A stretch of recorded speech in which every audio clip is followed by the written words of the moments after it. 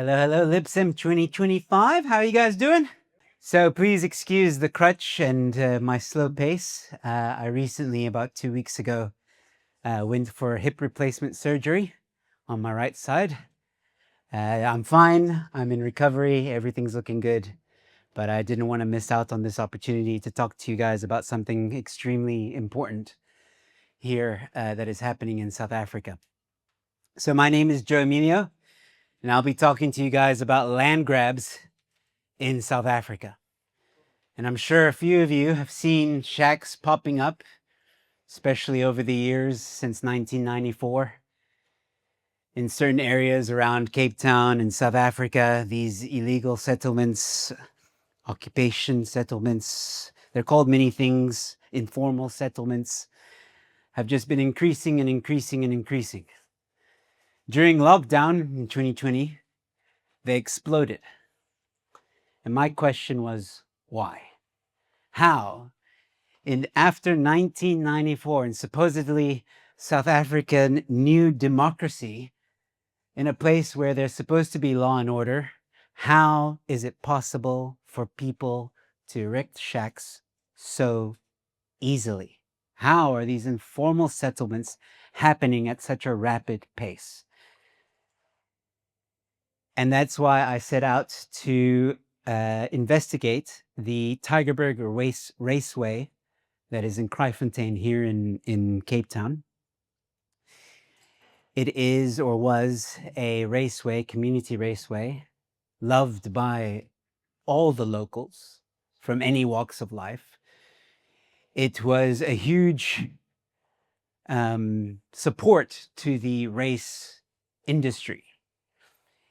A lot of young racers started there. You're talking about car building. A whole industry was supported by this raceway. And unfortunately, in 2020, when lockdown happened, within a week, it was burnt to the ground, leveled. Every brick, every pipe, every infrastructure that existed there, destroyed. And then shacks were erected, gone. How? Why? Again, where was law enforcement? And this Tygerberg Raceway story is a very unique story. And I say that because during lockdown, the courts were not allowed to process evictions. There was a temporary legislation that said you're not allowed to evict people. But the city tried to get an interdict in order to prevent people from taking over the raceway. And guess who came to prevent that interdict? The South African Human Rights Commission. They single-handedly were the reason for the demise of that raceway, because the moment that interdict was stopped, it was open season. And before you knew it, the raceway was no more. If you go there now, you'll see thousands, not hundreds, thousands of shacks erected over that piece of land. It's gone.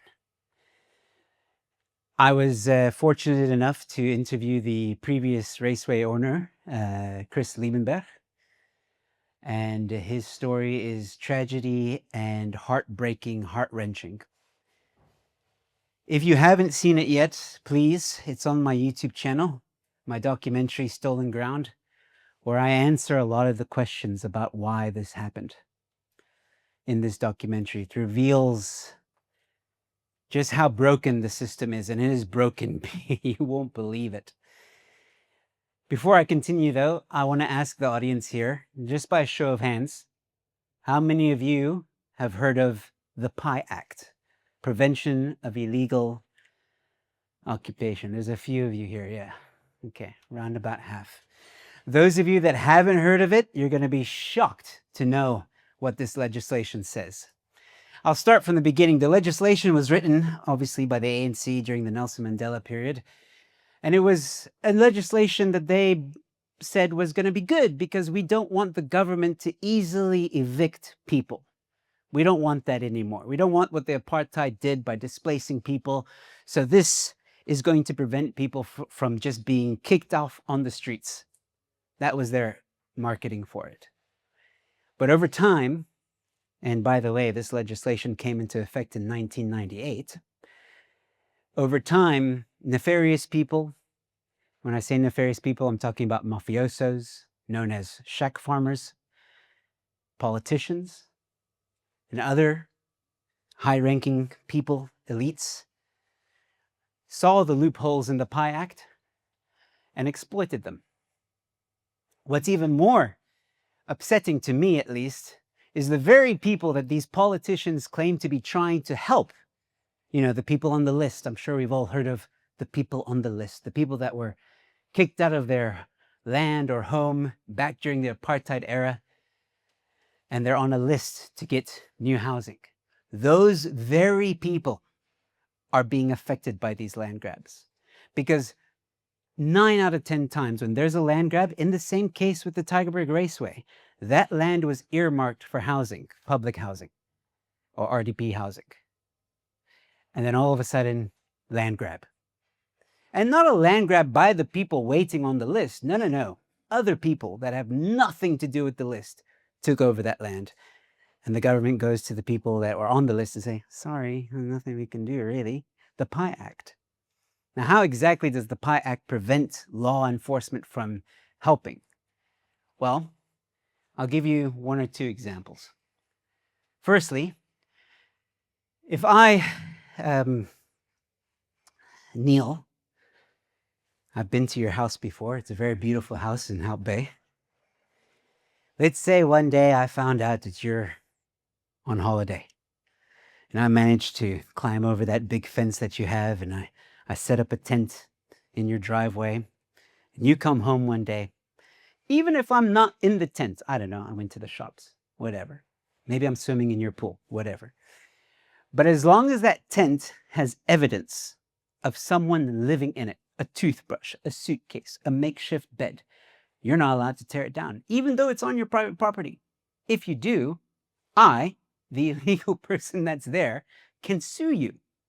And then, not only that, if I sue you, you have to buy another tent for me, or you have to find me alternative accommodation at your expense and compensate me for the damage. That is what the PI Act says. Now, anybody in this room would understand that that is a gross violation of private property. And it doesn't just apply to private property, it also applies to government property. Municipal land has also been taken, much more than private property, and farmland, of course. But municipal land is usually most of the time, what is being taken. And the municipalities, as we know, are broke. So they can't take these people to court. They don't have the money. So what do? They say, well, we don't have budget to take these people to court, so they'll just have to stay there. And this is where the contentious rates kick in, for those of us who live in Cape Town. We all know the DA is trying to up the rates. Some people will say it encourages the land grabs. Not exactly. I disagree with that narrative. I think the DA and the Western Cape is basically between a rock and a hard place. They are obligated constitutionally and by law to provide a safe living environment for people. That applies to illegal settlements. They have to do it. But of course, they need budget, so then we pay the price. Is it incentivizing? Indirectly, maybe, but I wouldn't say that it is the agenda of the DA, as some groups have said. The other problem with the PI Act is, which also shocked me when I learned this, you have to go through the court. You have no choice. That's why if you tear down my tent, I can sue you, and then you're forced to go through the court. Now, we all know the South African courts, how amazing they are. They're super fast. They'll get your settlement, within 20 years, I think, maybe, if you're lucky. And that's why a lot of people end up giving up. When their land is taken or a shack comes and erects in their property and they go to the courts and they try and fight this through the courts, the lawyer fees are too expensive, the court fees are too expensive, and a lot of the times people just give up. Now, This is not something I went into detail with my documentary, but I did mention it. That part is very dangerous because the Expropriation Act, which was recently signed into law, there are different, not motivations, different reasons for the government to be able to expropriate without compensation. One of them is abandonment of land. Now, this was recently amended with a little bit of a added detail, which is that if you abandon your land, but you can prove that you're still in the process of trying to get it back, in other words, you're in court and you're trying to get it back, the government will say, okay, we'll leave it alone. Let us know what happens. But if you've given up, if there's no proof that you are trying to get that land back, the government can come in and say, we'll take it with no compensation. So you can see how the PI Act and the Expropriation Act can easily work together to erode property rights even more. And I believe this is a very, very, very, very dangerous piece of legislation added together with the Expropriation Act that will erode property rights beyond belief. If we see more examples of this, which we are seeing, there's a case that Sokelige recently exposed in Gauteng, where a municipality tried to take land without compensation. That is playing out right now in the courts. But heading back to land grabs, the land grab situation creates a lot of issues, not just with the Expropriation Act and everything that I've mentioned, but it erodes the quality of the city. In my investigation coming up, I do plan on releasing more documentaries about land grabs, and I'm looking at Hermanus and Grabau. What is happening there is destroying those cities. And the level of corruption because of the PI Act and because of politicians is unbelievable. I don't want to say too much. I like to keep this stuff close to the chest. But I will reveal the truth behind those land grabs in due time. I hope you don't mind, but I will mention that I'm raising funds in order to create this documentary. You can go to stolenground.co.za to find out more information if you want to donate and help me bring these stories to life. But I guarantee you it's what happened at the Tygerberg Raceway is but a micro example of what can happen when these land grabs are even bigger. Take Grabau, for example. It is one of the biggest land grabs in the Western Cape. It is the biggest land grab in the Western Cape. And Hermanus was the most violent. And both of them were for political reasons. Now, before I go, just check, okay, I still got a bit of time. What else can I say about the PI Act that is, I feel, super important? You might be wondering, why can't something be done now? Lockdown's over. The raceway is still the land is still there, but it's occupied. Look, it's difficult. I interviewed JP Smith in my interview, and he mentioned, or in my documentary, and he mentioned, how do you remove thousands of people to fix the land? You put them somewhere else, that's going to cost money. And then you have to build an alternative place for them to live. That's also cost money. So again, the DA is in a hard place here. All while Chris Liebenberg, the previous owner of this raceway, has lost everything. He's never been compensated for what was destroyed. He's never been offered a new place to have a raceway. Nothing. They've forgotten about it. And he's a man that still loves racing. I asked him, said, if I had the money, would you do it again? And he said, yes, in a heartbeat. So his passion for racing lives on. But I think that land grabs in South Africa are something that we should take seriously.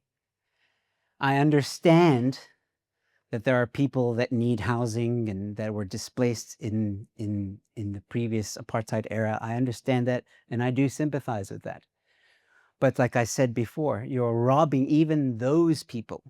The people that are involved with land grabs are not just poor people. These are people that have been duped. These are people that don't understand that when they're being sold a plot of land that doesn't belong to them, they don't understand that this belonged to a raceway. They don't get that.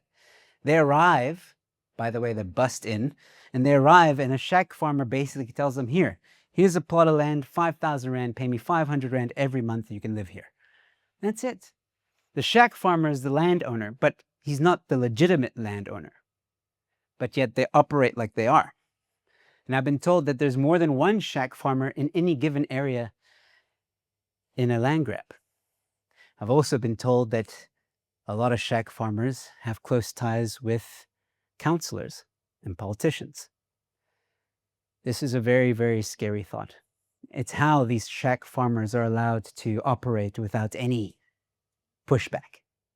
When you are allowed to operate and you know the councillor or you know the ward member or you know a politician, you're not going to get arrested. And make no mistake, these shack farmers make millions. Millions. It's a very lucrative business. There was a shack farmer once that was interviewed who said he got 15,000 Rand per shack. I know someone in Grabouw who didn't believe that you could easily buy a piece of land. So this owner told one of his workers, here's 5,000 Rand, go buy a shack.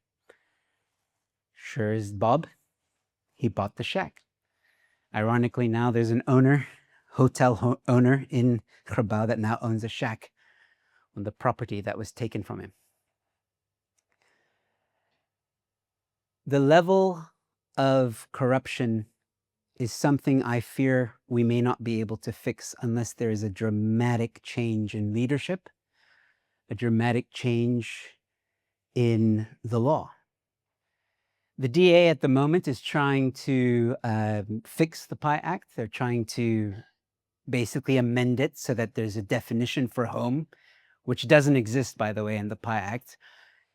Even if I had just a tarp and a piece of stick, you're not allowed to take it down. That constitutes a home.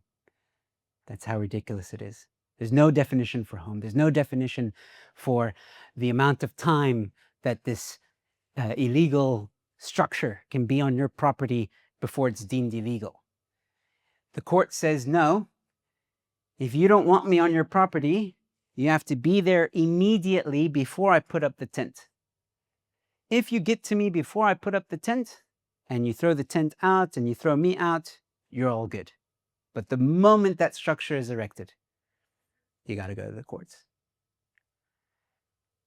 These are just some of the problems with the PI Act that the DA is trying to fix. The referendum party is also waging a war against it. They want to completely scrap it. And I appreciate that some politicians are trying to fix the situation. I think it's a good thing. But my journey and my storytelling and my passion for this topic will continue because I think more and more people need to be aware of what is going on. I don't think people completely understand the depths, the level of depth that this very intricate syndicate, how they operate.